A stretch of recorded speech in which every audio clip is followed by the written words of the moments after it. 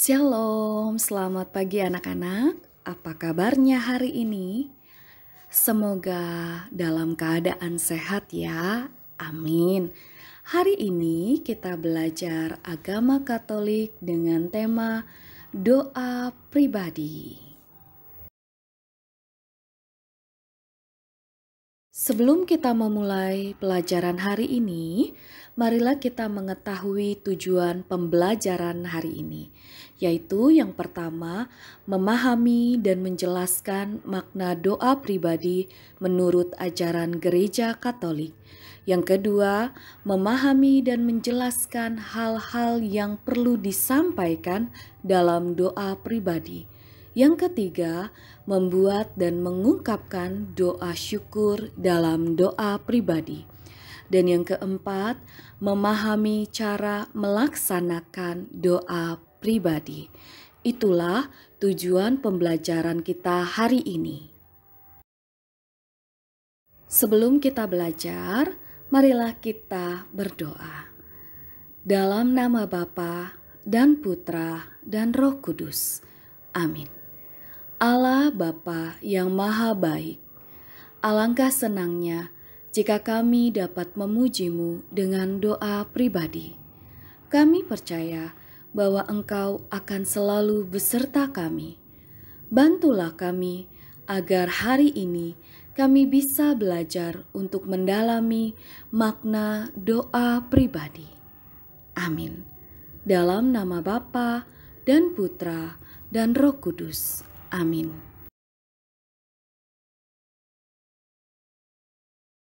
Kita lihat cerita berikut ini. Doa Simon. Kalian bisa membacanya di buku agama ya. Apa yang terjadi dengan Simon saat itu.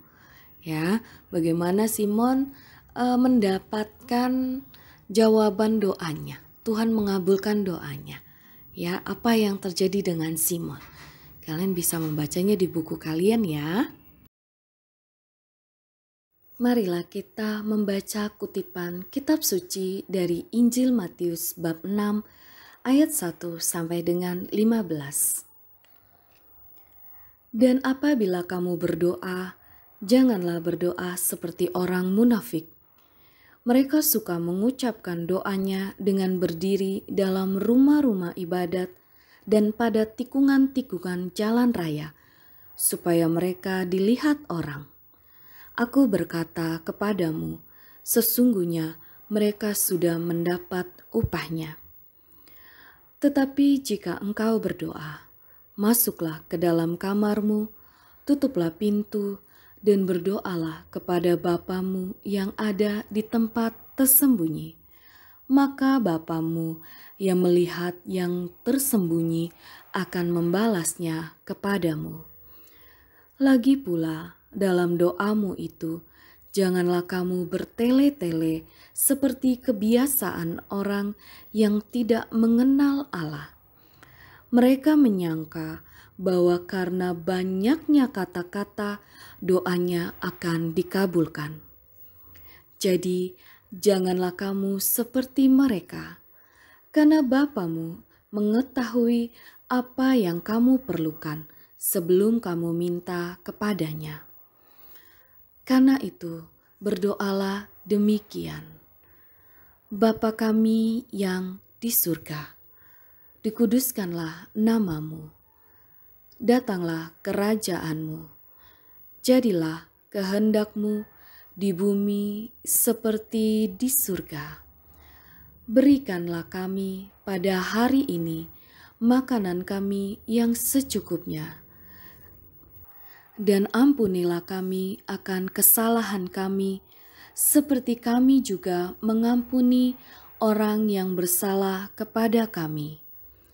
Dan janganlah membawa kami ke dalam pencobaan, tetapi lepaskanlah kami daripada yang jahat.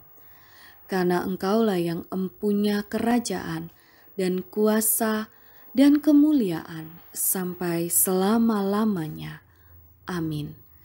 Karena jikalau kamu mengampuni kesalahan orang, Bapamu yang di surga akan mengampuni kamu juga.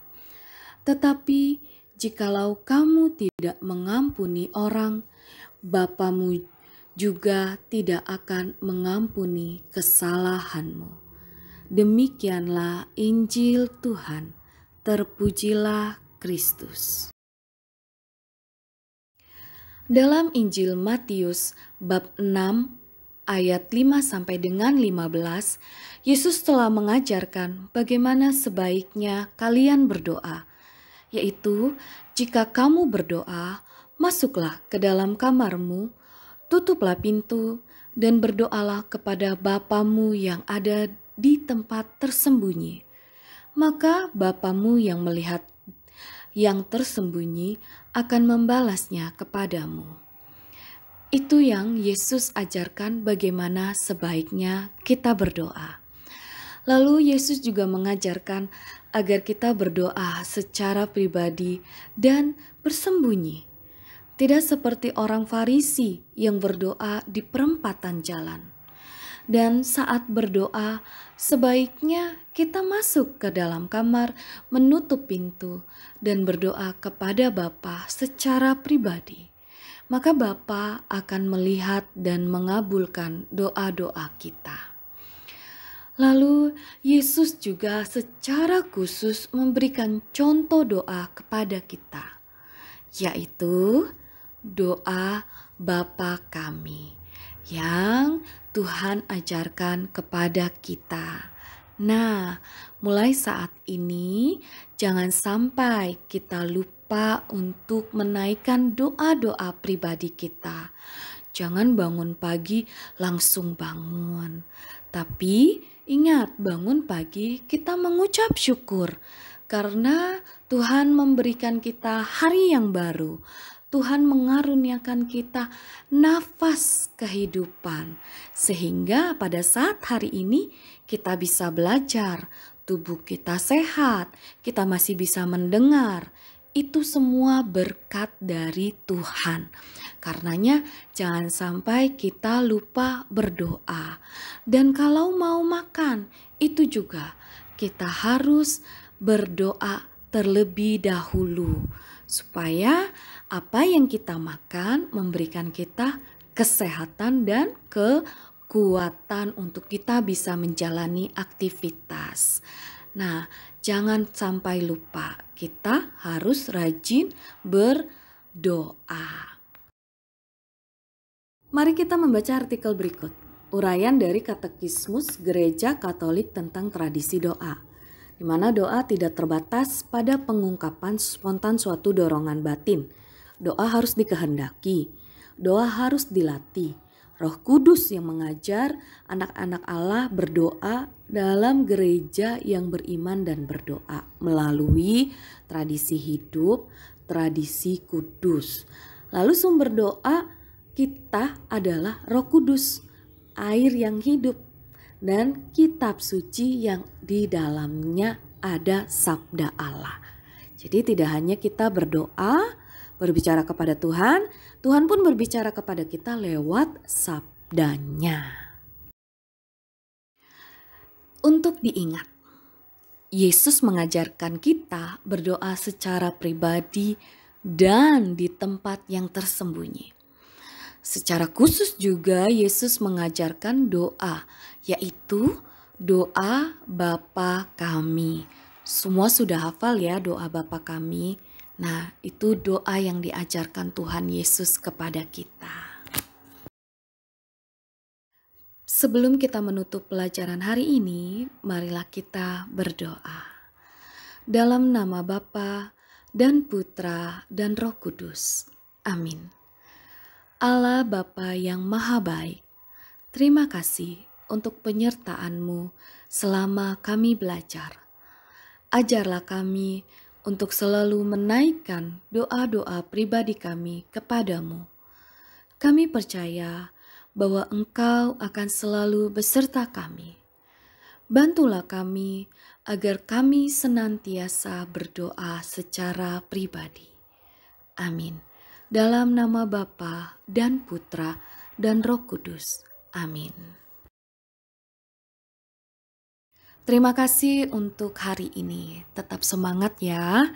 Belajarnya jangan lupa rajin berdoa, rajin baca Alkitab juga ya. Jaga kesehatan, Tuhan Yesus memberkati kita semua. Salam AMDG.